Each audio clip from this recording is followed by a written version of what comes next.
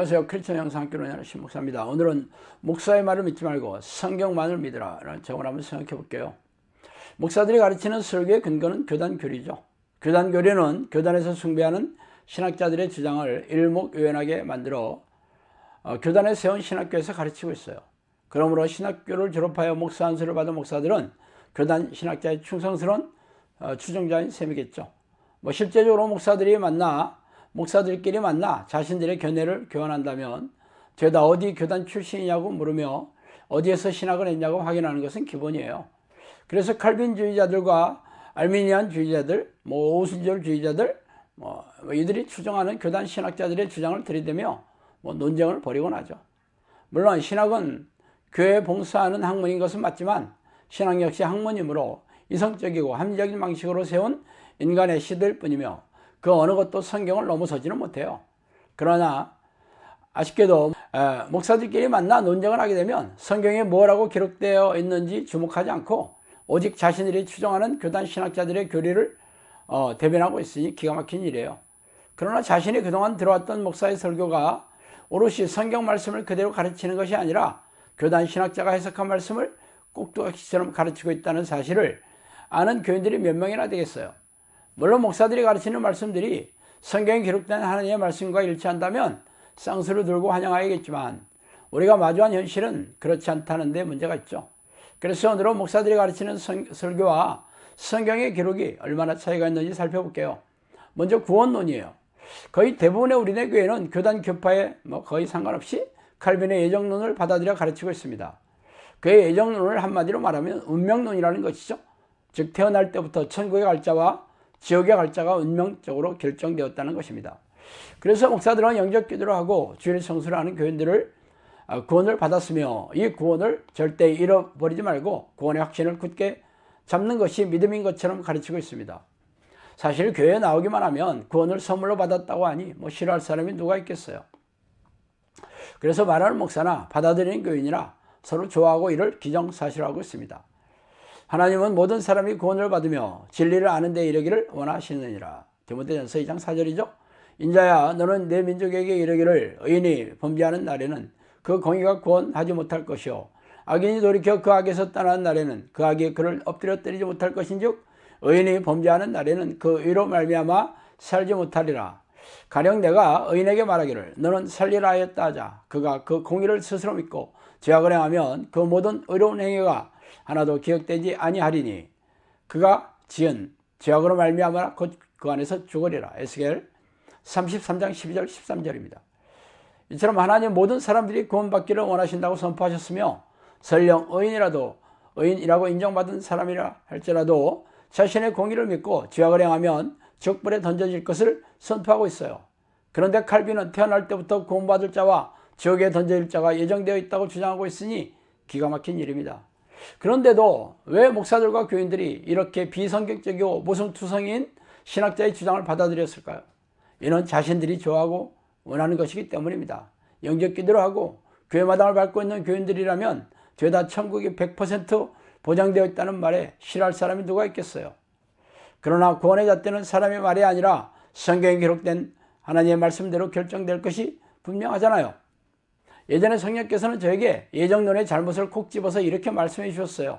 예정론이 잘못된 것을 알고 내가 하고 있는 교리는 오직 성경이고 구원관을 헛된 말로 호리는 자를 내가 벌하리라.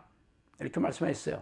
이와 같은 성령의 말씀대로라면 칼빈의 구원관을 잘못 가르쳐서 수많은 이들을 지옥불에 던져지게 하고 자신도 지옥의 밑바닥에서 고통당하고 있다는 것이 아닙니까? 그러므로 명성이 자자한 신학자로 추앙받는 이의 주장이며 수많은 목사들과 교인들이 이를 주장하고 있다 할지라도 당신의 생명과 영혼이 걸려있는 구원관이 성경적이 아니라면 뒤도 돌아보지 말고 도망쳐야 할 것입니다. 두 번째, 성령론이에요. 우리네 교회에서는 이런저런 구절을 들이밀면서 3분짜리 영적 기도를 하면 성령이 자동적으로 들어오신다고 가르치고 있습니다. 그러나 성령이 누구십니까? 전지전능한 하나님이시잖아요. 하찮은 감기 바이러스가 몸 안에 들어와도 열이 나고 기침을 하며 증상이 나타나는데 전능하신 하나님이 내 안에 계시는데 자신조차 모를 수 있겠어요? 예수님은 육체의 사람에서 성령의 사람으로 거듭나야 천국에 들어갈 수 있다고 선포하였습니다. 그러나 관념적이고 사변적인 교단 교리를 바탕으로 성령이 들어오셨다고 말할 뿐 세상 사람들과 진대 없이 무능하고 무기력하게 살고 있는 우리네 교회나 교인들의 모습이 참 안타깝기 그지없죠. 무릇 하나님의 영으로 인도함을 받는 사람은 곧 하나님의 아들이라. 로마서 8장 14절이죠. 내 영은 내 음성을 들으며 나는 그들을 알며 그들은 나를 따르느니라. 요한복음 10장 27절입니다. 성령의 사람은 하나님의 영인 성령의 인도함을 받는 사람이어야 해요. 예수님도 내 영은 내 음성을 듣는다고 말씀하셨잖아요. 그래서 당신은 하나님의 음성을 듣고 하나님의 영으로 인도함을 받아 살아오고 계셔요. 그렇다면 하나님의 음성을 듣는다는 게 무슨 뜻입니까? 하나님은 자신의 뜻을 성경의 깨달음이나 영음, 환상, 꿈으로 말씀하고 계시죠. 그 중에서도 가장 일반적인 것이 바로 성경에 기록된 깨달음이에요. 성경의 깨달음은 성경 지식이 아니라 성경 말씀이 가슴으로 내려와 삶에 적용할 수 있는 능력을 제공해 주고 있죠. 성경의 깨달음은 성경 말씀을 열심히 읽고 설교를 많이 듣는다고 얻어지는 게 아니라 성령이 내주하는 기도를 동반해야 합니다. 성경 지식은 누구나 성경을 열심히 읽거나 성경 공부를 하면 되지만 성령이 주시는 깨달음은 성령과 깊고 친밀한 교제가 없이는 불가능합니다. 우리네 교회에서는 성경 공부를 열정적으로 하거나 설교를 열심히 듣게 하고 있으므로 신앙의 연륜이 오래된 교인들은 죄다 성경 지식이 적지 않아요. 그러나 성령이 내주하는 기도에 무지하기 때문에 성령이 주시는 깨달음이 없습니다. 간혹 영음을 듣거나 환상, 꿈으로 통해 하나님의 음성을 듣는다고 주장하는 이도 있지만 성령이 주시는 지혜인 분별 연세가 없기 때문에 귀신에게 속거나 자의적으로 생각한 것을 하나님의 음성인 것처럼 말하는 이들도 적지 않습니다. 그리스도께서 이방인들을 순종하기 위하여 나를 통하여 역사하신 것 외에는 내가 감히 말하지 아니하노라. 그 일은 말과 행위로 표적과 기사의 능력으로 성령의 능력으로 이루어졌으며 그리하여 내가 예루살렘으로부터 두루 행하여 일루리온까지 그리스도의 복음을 편만하게 전하였노라. 로마서 15장 18절 19절이죠. 하나님도 표적들과 기사들과 여러 가지 능력과 및 자기의 뜻을 따라 성령이 나누어 주신 것으로서 그들과 함께 증언하셨느니라. 히브리서 2장 4절이에요.